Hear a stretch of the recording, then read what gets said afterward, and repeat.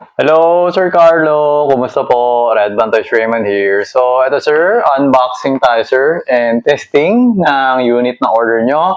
The Umarex Glock 45 Gen 5 Airsoft Gas Blowback Pistol.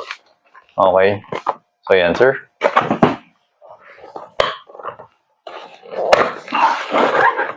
Okay. So, yan sir. Yan po siya. Okay. So, ito yung unit. And, yun, meron siyang Allen wrench. Ito yung ginagamit pang adjust ng hop-up na nasa harap. Okay?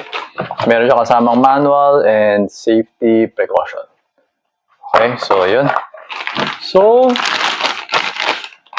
removing from the plastic. Okay, so ito yun, sir. Glock 45. Teka lang.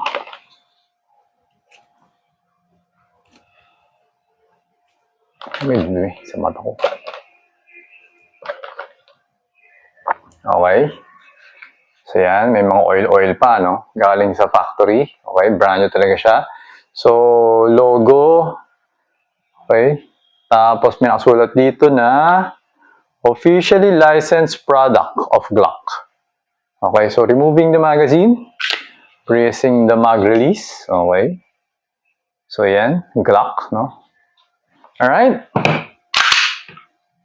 Okay, so always remember to keep your trigger finger out until the time that you're going to pull the trigger. And make sure that the muzzle is always pointed at the safe direction. Okay, so for the Glock 45, sa mga makakapanood ng video na hindi familiar, so yung Glock 45, yung length niya, yung haba niya is kasing haba ng Glock 19. Okay, so yung upper, yung slide, yung length, that's Glock 19. Tapos, for this part, it's Glock 17.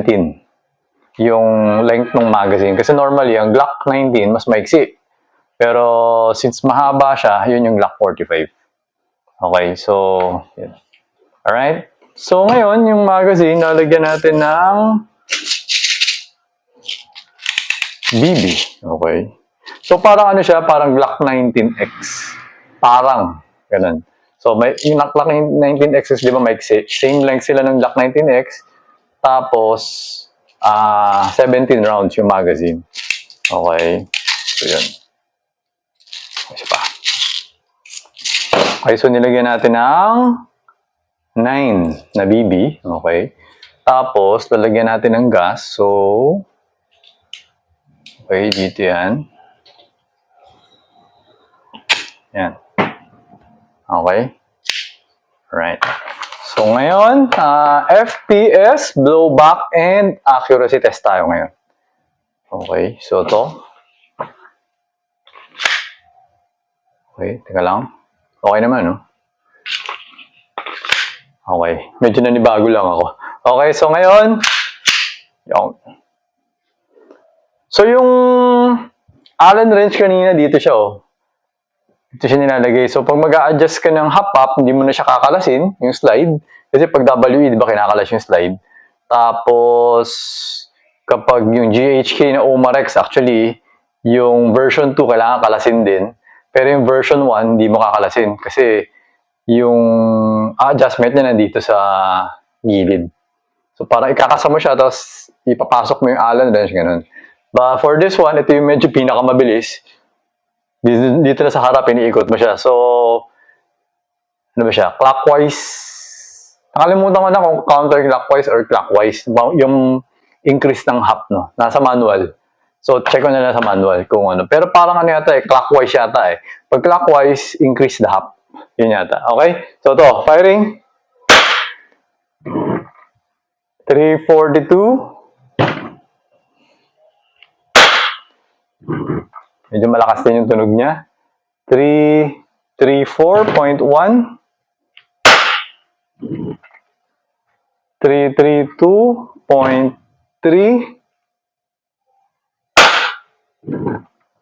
323.9. Okay din pala yung ano. Yung FPS, hindi masyado bumababa. Okay? So, medyo stable siya.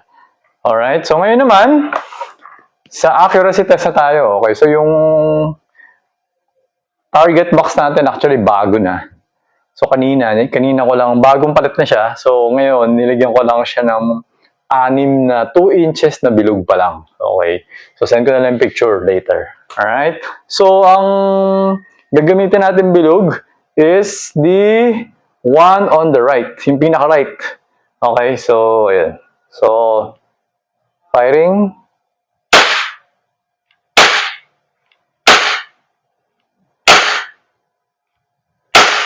Halos sa isang butas lang siya pumunta yung mga, siguro ilang putok yun? 5 shots, di ba? So, parang 1, 2, 3, 4, parang isang butas lang yung pinuntahan niya. Tapos medyo lumaki lang yung butas. Tapos yung huling-huli, parang nausog ng konti sa kanan. So, ayun siya. Okay? So, send ko sa yung picture nung yung target box natin. Okay? So, ayan sir, nag-opening slide, removing the magazine. Wala nang bala. Okay? So, pull back. Hammer down. Okay? So, ayun Sir Carlo, okay na tong unit nyo.